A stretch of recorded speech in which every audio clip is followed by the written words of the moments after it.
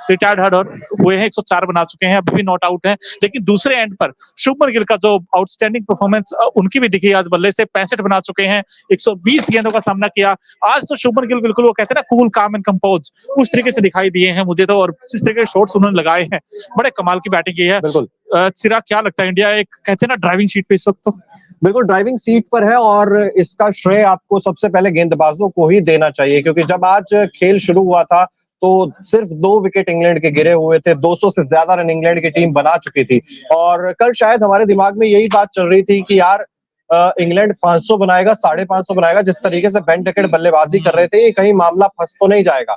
और श्रेय जाता है भारतीय गेंदबाजों को, खास तौर पर कुलदीप यादव को, जसप्रीत बुमराह को भी। विकेट्स भले ही जसप्रीत बुमराह को उतने ज्यादा आपको ना दिखाई दे रहे हो, लेकिन फिर भी सटीक लाइन और लेंथ के साथ रनों पर अंकुश लगाया, और जैसे ही रनों पर अंकुश लगाया तो वो इंग्लैंड वाले कहते हैं यार हमें आउट करना मुश्किल थोड़ी है, रन रोक दो, हम अपने आप विकेट देके जाएंगे। तो वही काम किया, रन रोके, रन रोकने से विकेट्स मिली और फिर इंग्लैंड की टीम एक तरीके से कोलैप्स हो गई। और उसके बाद तो फिर यार शुभमन गिल और यशस्वी जायसवाल जिस फॉर्म में है, जिस कैलिबर के खिलाड़ी हैं, तारीफ इन दोनों ही खिलाड़ियों की बनती है। बिल्कुल, देखिए कल 207 पर 2 थे और आज 319 पर पूरी टीम ऑल आउट हो गई, यानी कि 100-110 रन के अंदर आपने 8 विकेट ले लिए इंग्लैंड के।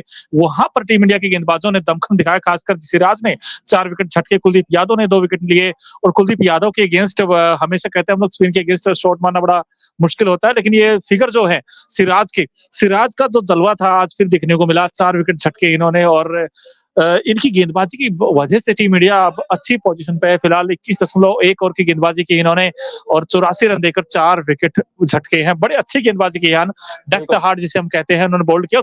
रविंद्र जडेजा ये तो स्टैंड आउट परफॉर्मर हैं, क्योंकि रविंद्र जडेजा, और ये भी बात है कि जिस तरीके से रविंद्र जडेजा, लोकल बॉय हम इन्हें कहते हैं, बल्ले के साथ शतक लगाया, ज्यादा ओवर्स गेंदबाजी मिली नहीं। वो पहले सेशन में सिर्फ आखिरी ओवर करने के लिए रविंद्र जडेजा आए थे, उससे पहले रविंद्र जडेजा रेहान अहमद बन गए थे। वो रोहित शर्मा को शायद नजर ही नहीं आ रहे थे, लेकिन जैसे ही उसके बाद गेंदबाजी मिली दूसरे सेशन में, वहां पर लगातार अच्छी गेंदें पड़ी हैं। बेन स्टोक्स कप्तान अच्छे टच में नजर आ रहे थे, लेकिन बेन स्टोक्स का काम तमाम किया रविंद्र जडेजा ने ही, और वो उतावलापन कहीं ना कहीं नजर आ रहा था। वो बेसबॉल वाली रणनीति है, उसको किस तरीके से टैकल करना है, क्या फील्ड पोजीशंस लगाकर रखनी है। आज रोहित शर्मा की कप्तानी की भी तारीफ करनी होगी, रविंद्र जडेजा की तारीफ इसलिए क्योंकि सटीक लाइन और लेंथ के साथ, वो रिवर्स स्वीप वाली लाइन और लेंथ आज नहीं डाली जा रही थी, आज फंसा रहे थे बल्लेबाजों को, और 2 विकेट मिले रविंद्र जडेजा को भी। इसके अलावा क्या कहने कुलदीप यादव के, 12 ओवर का स्पेल आज आते ही इन्हें थमा दिया गया था। लगातार 12 ओवर का स्पेल आज किया कुलदीप यादव ने, और 2 विकेट इनके नाम भी हैं। कुलदीप यादव कमाल की गेंदबाजी की है, 77 रन खर्च करते हुए 2 विकेट हासिल किए हैं कुलदीप यादव ने भी। बल्लेबाजी की अगर हम थोड़ी सी बात करें अब, तो रोहित शर्मा, ये झटका जरूर टीम इंडिया को लगा था जल्दी, लेकिन उसके बाद यशस्वी और शुभमन गिल ने पारी को संभाल लिया है। बिल्कुल संभाल लिया है, और दोनों एंड से जब रन आए और एक के बाद एक लगातार चौके पड़ते रहे, तो इंग्लैंड भी पूरी तरीके से बैकफुट पर आ गया। उनके गेंदबाजों ने उम्मीद ही छोड़ दी थी कि अब विकेट नहीं मिलेंगे।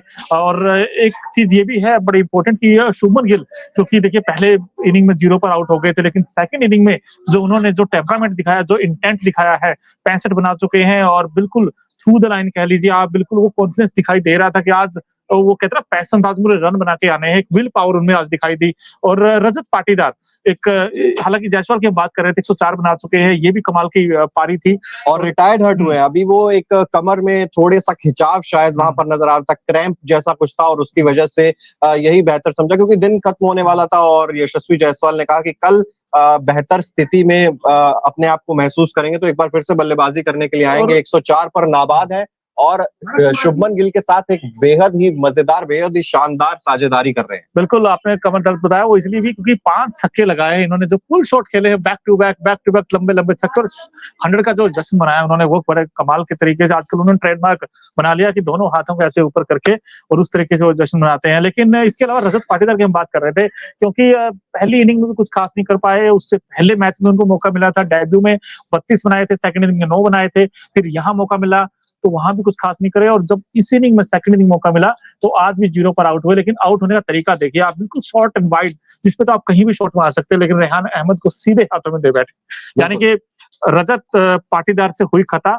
नहीं खुला खाता, यार उनको भी नहीं पता खता कि क्या बार बार हो रही है और पता नहीं है, लेकिन एक चीज हम सबको पता है कि अगले मैच में हम्म। वो 99.99% श्योर है कि केएल राहुल वापस आ जाएंगे।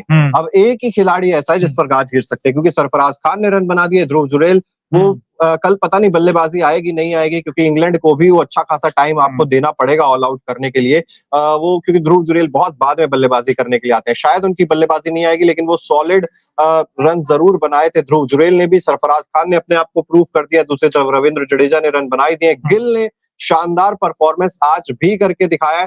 एक खिलाड़ी रजत पाटीदार खाता नहीं खुला, खता भी हुई है और ये भी पता है अगले मैच से बाहर हो सकते हैं। कटेगा पत्ता अगले मैच से, ये भी हो सकता है, क्योंकि देखिए केएल राहुल अगर आएंगे, क्योंकि केएल राहुल का भी तकरीबन पक्का ही हो जाएगा अगले मैच में आना, लेकिन रजत पाटीदार को छोड़ दिया जाए। लेकिन आपने सही बात की, ध्रुव जुरैल वो प्रॉमिसिंग इनिंग थी 46 की, उन्होंने अच्छे सॉलिड इंटेंट में दिखाई दिए। तो आई थिंक इसके अलावा सरफराज खान की भी वो अच्छी पारी थी और वो बास्केट बनाकर आउट हुए, अनफॉर्चुनेटली वो रन आउट हो गए थे। उनका 100 मैं तो मिस करता हूँ अभी भी, क्योंकि मुझे ऐसा लगता है अगर रन आउट नहीं होते तो 100 पक्का था। लेकिन सेकंड इनिंग उनका भी देखना होगा कैसा होगा। लेकिन फिलहाल जो स्कोर टीम इंडिया का है इस वक्त 196 पर 2 है। यहाँ से सिर्फ कितने 100-150 रन और अगर इंडिया बना लेगा तो तकरीबन लीड आपकी 500 के आसपास पहुंच जाएगी। देखिए एनीथिंग अबव 450 चौथी पारी में इंग्लैंड के लिए, और जिस तरीके से आज अभी चाहे वो रजत पाटीदार का विकेट हो, चाहे यशस्वी जायसवाल और शुभमन गिल भी, वो बहुत स्ट्रगल करना पड़ा है आज। अच्छे शॉट्स जरूर आए, लेकिन जब स्पिनर्स की बात आती है, वो टॉम हार्टली को खेलना, रेहान अहमद को भी इनफैक्ट खेलना, क्योंकि टॉम हार्टली वो ऑफ स्पिनर, फिंगर स्पिनर है, वहां पर फिर भी आपको होता है। लेकिन लेग स्पिन जब रेहान अहमद की हम बात करते हैं, वहां पर शॉट्स लगाना आसान होता है, लेकिन वहां पर भी कहीं ना कहीं स्ट्रगल करते हुए बल्लेबाज नजर आ रहे थे। कुलदीप यादव को भी प्रॉब्लम हो रही थी, शुभमन गिल को भी इनफैक्ट कुछ कुछ गेंदें परेशान कर रही हैं।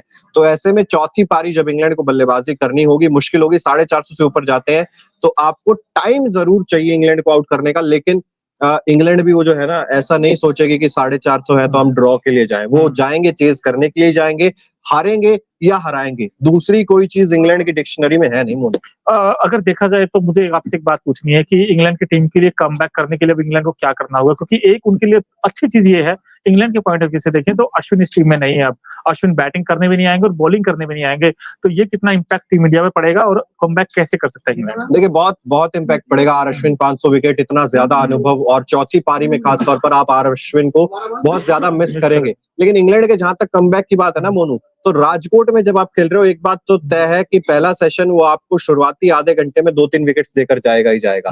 यहाँ पर कुलदीप यादव अगर नाइट वॉचमैन है तो ज्यादा एक्सपेक्ट आप उनसे ऑब्वियसली नहीं करेंगे। कुलदीप यादव का विकेट जल्दी चटकाना होगा। इसके अलावा यशस्वी अगर आते हैं, और यशस्वी गिल जिस तरीके से बल्लेबाजी कर रहे हैं, वहां पर अगर इन दोनों में से किसी एक का विकेट पहले आधे घंटे में निकल जाता है, इंग्लैंड कोशिश करेगी कि जल्द से जल्द फिर इसे समाप्त करे। 400, 450 से ऊपर बिल्कुल कोशिश नहीं करेगी कि जाए, इनफैक्ट यही कोशिश करेगी कि इसे 410, 420 तक रखे।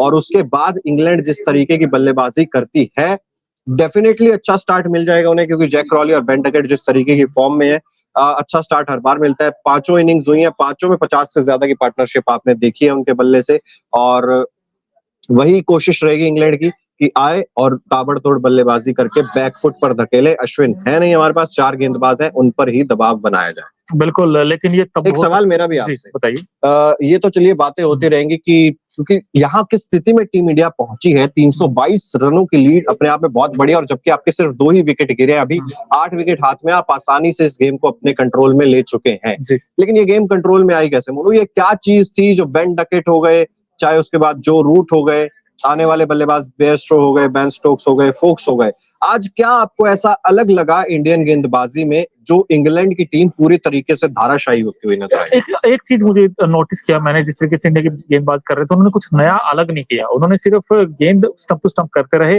लेकिन खराब शॉट खेले हैं। जो रूट का अगर आप देखें डिसमिसल, वो भी पहली इनिंग में अगर वहां देखें अश्विन के अगेंस्ट, वो भी आधे पिच में कूद के गए थे शॉट मारने, बड़ा शॉट खेलने। और आज भी देखिए वो रिवर्स स्वीप, मैंने कभी जो रूट को देखा नहीं ऐसे शॉट खेलते हुए, अटपटा इस तरीके जो शॉट खेलते हैं। तो जो रूट को मुझे ऐसा लगता है वो यूटिलाइज कर नहीं पाए हैं बैच बॉल को सही से, वो कहते हैं। और उसके बाद फिर बेन स्टोक्स का भी अगर आप देखें, वो भी बड़ा शॉट खेलने के अंदाज में आउट हुए हैं। बेन फोक्स भी एक ऐसी गेंद जिस पर आप कहीं भी शॉट मार सकते थे, वो भी शॉर्ट गेंद पर आउट हुए, छोटी गेंद पर आउट हुए हैं। तो ऐसा नहीं कि इंग्लैंड ने भी थोड़ी गलतियां की हैं, शॉट सिलेक्शन उनका भी अच्छा नहीं था, लेकिन कहते हैं ना, मिला मौका तो उसको अब जड़ दिया इस तरीके से चौका सिराज ने, क्योंकि सिराज कहाँ छोड़ने वाले इस तरीके के मौके, क्योंकि सिराज ने बड़ी अच्छी गेंदबाजी की है, तो उनका कोलैप्स आया एक बीच में, सिर्फ 29 रनों को आई थिंक उन्होंने 3 या 4 विकेट खो दिए थे लास्ट के, तो वहां से एक विंडो खुल गई टीम इंडिया के लिए। और अब तो देखिए जो लीड है 100 प्लस की टीम इंडिया को मिली, 126 रनों की इस मैच में लीड मिली है, और 190 की वैसे देखा जाए तो हैदराबाद में लीड मिली थी इंडिया को, लेकिन उसके बाद भी भारत मैच हार गया था। लेकिन सेकंड मैच में वो पारी दूसरी थी, उसके बाद आपको दोबारा से बल्लेबाजी करनी थी, लेकिन यहाँ पर सिर्फ इंग्लैंड को बल्लेबाजी करनी है। ये चीज इंडिया के फेवर में जरूर आ रही है। लेकिन मोनू, एक और चीज जो मुझे लगता है आज इंडियन गेंदबाजी ने अलग की है, सबसे ज्यादा इम्पैक्ट जो है वो बेन डकेट की, खास तौर पर अगर मैं बात करूं तो बेन डकेट को कल जो हो रही थी ना, वो स्टंप टू स्टंप गेंदबाजी हो रही थी उनके पैर में, और वो स्वीप, रिवर्स स्वीप अच्छे से मार रहे थे। आज क्या किया, एक चीज यहाँ पर आप नोट ये कीजिए कि बेन डकेट ने कवर्स की दिशा में, सामने मिड ऑफ की दिशा में एक भी रन नहीं लिया। पूरी 153 रन की पारी में एक भी रन कवर्स की दिशा में और मिड ऑफ की दिशा में वहां पर नहीं था, और यही चीज आपको कल करनी चाहिए थी, जो आज की 3 गेंदें उन्होंने ऑफ स्टंप के बिल्कुल बाहर रखी। 3 गेंदें, एक पे वो अपर एज लगा, एक पे जो था वो नीचे इनसाइड एज लगा, और तीसरी गेंद पे वो समझ नहीं पाए, वो थोड़ी फंस के आई गेंद, और वो बाहर बहुत बार थी, उसके अंदर आप पावर या ये कहना कि शॉट में जान लगा नहीं सकते थे, और वो आसान सा कैच वहां पर शुभमन गिल के हाथ में कवर्स पे चला गया। ये चीज अलग थी आज मेरे हिसाब से, कि उनके एरिया से दूर गेंद रखने की कोशिश की है बेन डकेट के लिए, खासतौर पर कुलदीप यादव जब गेंदबाजी कर रहे थे। कमाल की गेंदबाजी थी, बहुत अच्छी पारी का वहां पर अंत जरूर किया था बेन डकेट की। ये देखिए, आप स्कोर कार्ड भी देख सकते हैं उनका, 153 बनाया, 151, इस 153 में एक भी रन कवर्स की दिशा में नहीं था। बिल्कुल, यानी कि आज 20 रन जोड़े इन्होंने, कल 133 पर वो आउट हुए थे, सॉरी नॉट आउट थे, लेकिन आज 20 रन जोड़कर वो आउट हुए। और एक ऐसा नहीं था, गेंद उतनी अच्छी भी नहीं थी वैसे देखा जाए तो, वो शॉट मार सकते थे, लेकिन एकदम से एक्स्ट्रा बाउंस उनको तंग कर गया, और उसके बाद गिल ने बड़ा अच्छा कैच पकड़ा। लेकिन अब देखिए इंग्लैंड की जो बैटिंग थी, वो उसमें आप देखिए 153 बेन डकेट की पारी को छोड़ दी